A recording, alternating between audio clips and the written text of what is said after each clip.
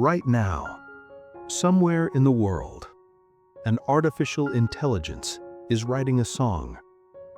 Another is diagnosing a disease. One is driving a car through busy city streets. Another is predicting tomorrow's weather or answering a question, just like this one. These moments feel almost magical, invisible, effortless, intelligent. But behind every smart AI decision, there is something far less glamorous. A chip. A piece of silicon, no bigger than your hand, humming quietly inside vast data centers, burning electricity, crunching numbers at speeds the human mind can barely comprehend. And while AI feels like software, the real power lies in hardware. Because intelligence at scale needs machines. And today, one company controls most of them.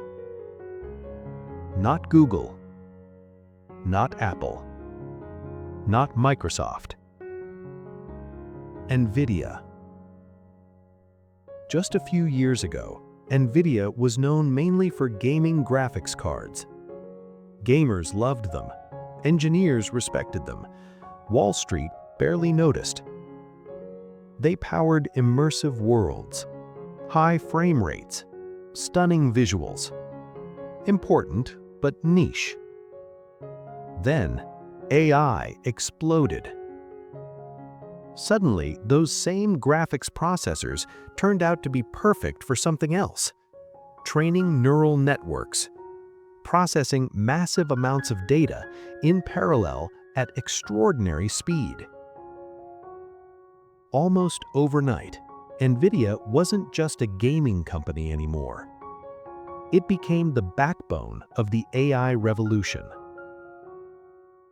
Today, if you want to train a powerful AI model, chances are you need NVIDIA hardware. If you want to compete at the frontier of artificial intelligence, whether you're a startup, a tech giant, or a government, you're probably standing in line for their chips. Data centers across the world are filling with NVIDIA GPUs. Rows and rows of silicon brains. Power-hungry, heat-generating, relentlessly calculating. And demand keeps growing, faster than supply. That's when things start to change, because when one company becomes that important, that central, that powerful, everyone else pushes back. Tech giants don't like dependency. They prefer control. So they design their own chips. Google builds TPUs. Amazon builds Trainium. Microsoft invests billions in custom silicon.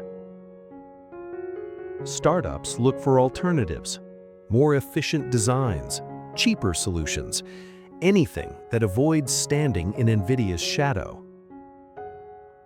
And nations? Nations see something even bigger. Because this isn't just about faster chatbots or smarter apps. This is about economic power, military advantage, scientific leadership. Artificial intelligence will shape medicine, energy, finance, warfare, education. Whoever controls the machines that train AI controls the pace of progress. That's why governments are investing billions into domestic chip production, why export controls are tightening, why supply chains are becoming strategic assets. Semiconductors are no longer just components. They are leverage. And NVIDIA sits right at the center of it all. A company that doesn't build phones, doesn't run social networks, doesn't sell cloud services directly to consumers. Yet without its chips, much of modern AI simply doesn't run. That kind of dominance creates tension. Competitors race to catch up. Regulators watch closely. Customers worry about cost, access, and long-term reliance. And NVIDIA? It keeps moving forward. New architectures, more powerful chips, entire software ecosystems designed to make switching away difficult. It's not just selling hardware anymore. It's shaping how AI is built. So this is no longer just a business rivalry. It's a global race. A race for the control over the future of intelligence itself. Because AI is not just lines of code, it is factories of silicon, gigawatts of power, and decisions made far from public view. So the question is no longer, is AI the future? The future is already here. The real question is this: who controls the machines that power it? NVIDIA didn't win the AI race by accident. It wasn't luck, and it wasn't just faster chips.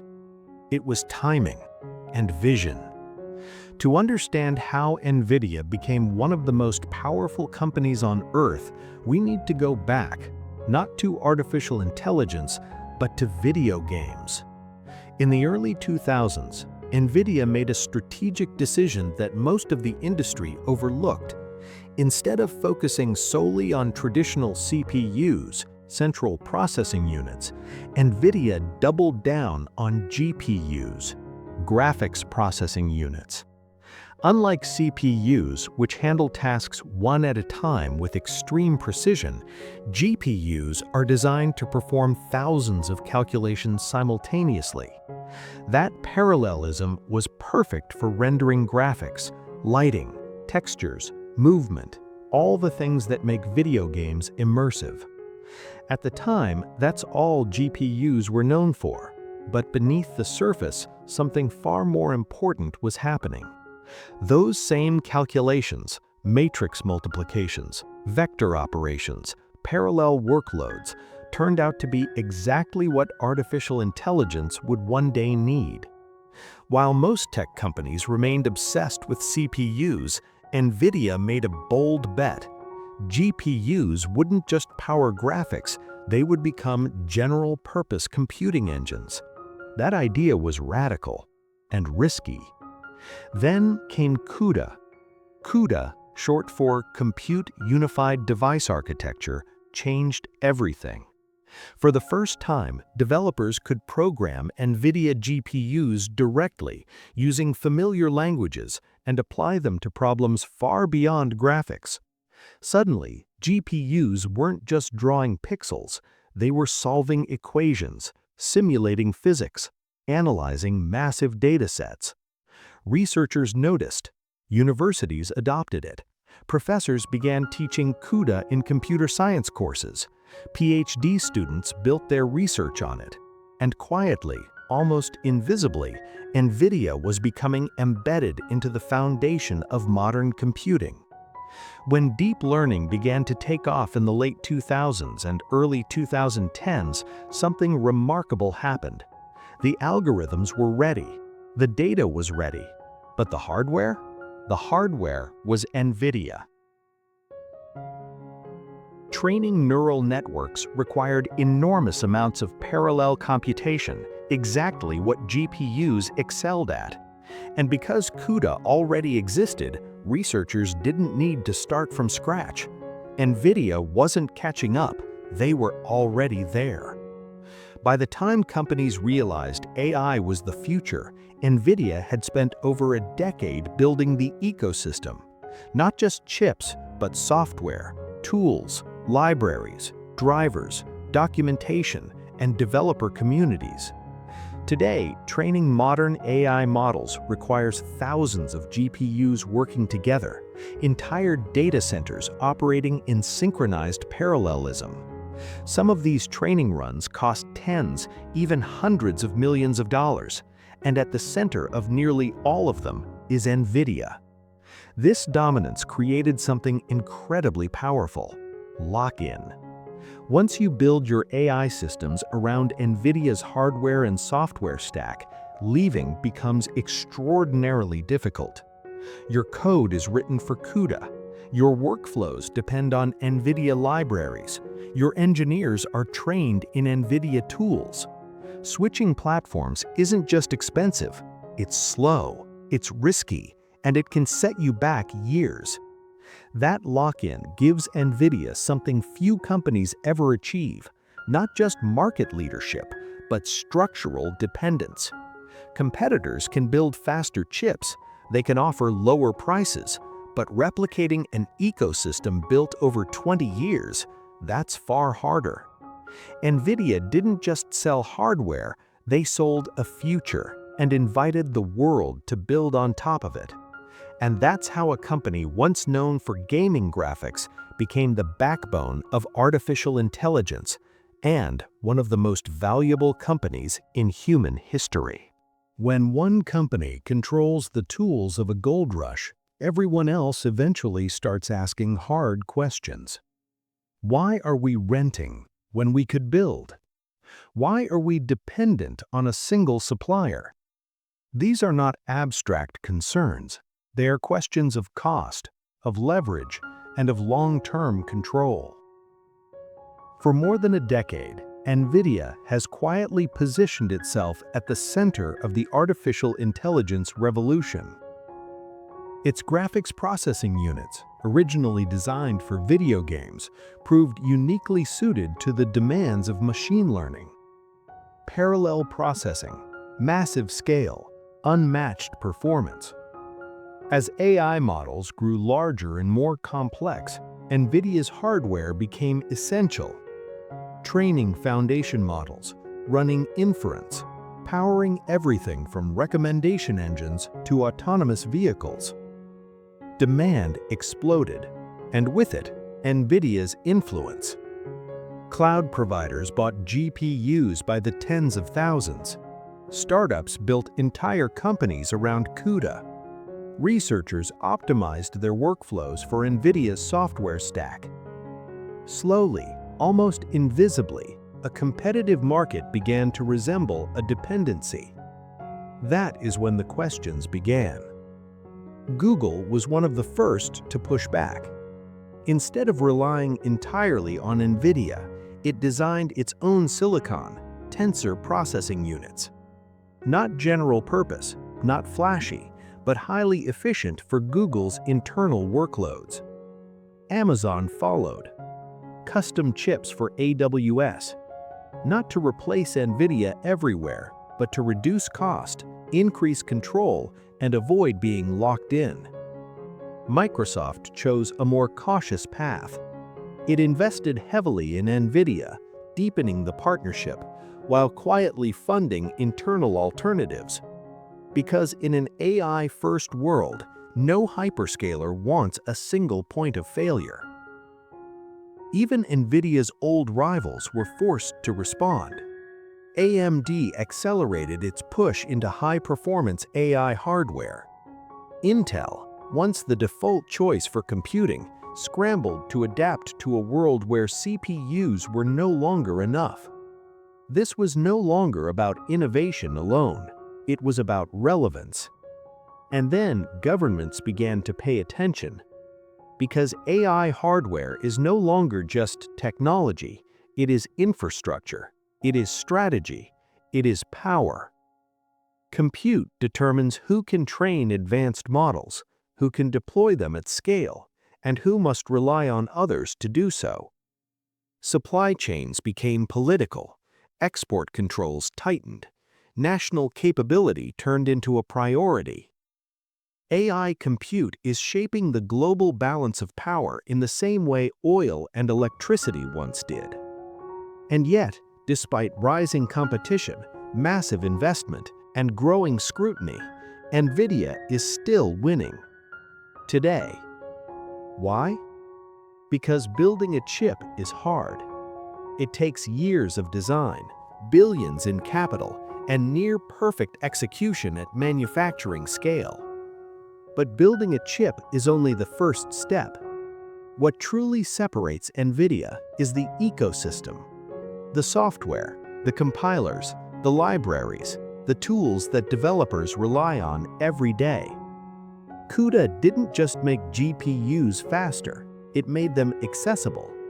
It trained an entire generation of engineers to think in NVIDIA's language. Switching away is possible, but it is slow, expensive, and risky. Code must be rewritten, workflows redesigned, performance carefully revalidated. And in a field moving as fast as AI, time is the most valuable resource of all. That is NVIDIA's real advantage. Not just silicon, but momentum. Not just hardware, but a platform that competitors are still trying to replicate. The gold rush is not over. New architectures will emerge. Open standards will mature. The balance of power will shift eventually. But for now, the company selling the shovels still controls the terrain. And that is why, even as rivals multiply and alternatives improve, NVIDIA remains at the center of the AI world. Not everyone in the world of artificial intelligence is trying to beat NVIDIA head-on. Instead of challenging the industry's most powerful player directly, many startups are choosing a different path, a quieter path, a more focused one. They are building specialized chips designed not to do everything, but to do one thing extremely well. Chips that consume less power, chips that cost less to manufacture, chips that don't rely on massive data centers just to function. For these companies, the goal isn't domination, it's efficiency, accessibility, and survival in a market where a single company casts a very long shadow.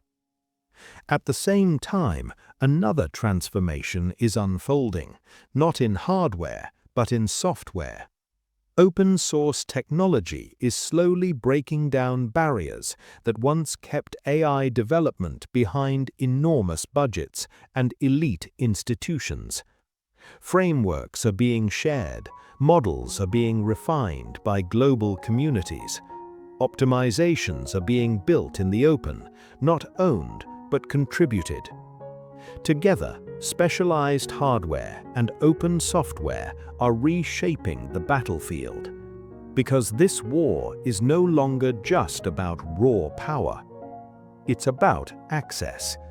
Who can afford to build AI? Who can afford to run it? And who gets to decide how it is used?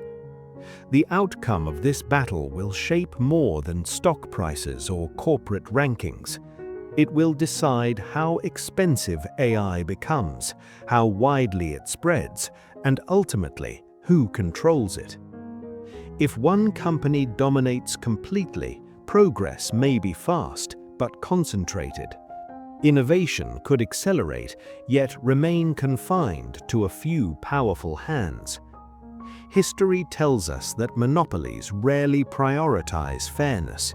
They prioritize scale, they prioritize profit, and they define the rules. But if competition wins, the story changes. AI becomes cheaper, more diverse, more adaptable to local needs. Smaller companies gain the ability to innovate without billions in capital. Researchers experiment without corporate permission. Entire nations participate instead of depending. This isn't just about faster chips or larger models. It's about who gets to participate in shaping the future. Because AI is no longer just a tool. It is becoming infrastructure, as essential as electricity or the internet. And when infrastructure is controlled by a single entity, society feels the consequences for decades. That's why this is not just a technology story. It's a human one. It's about opportunity, inequality, and whether intelligence, artificial or otherwise, becomes something shared or something owned. The AI hardware war is far from over. NVIDIA remains the dominant force. Its ecosystem is vast, its influence undeniable, and its lead is real. But dominance is not destiny. History shows us that disruption often comes not from power, but from efficiency, from simplicity, from openness. The future of AI will not be decided by one product launch or quarterly report.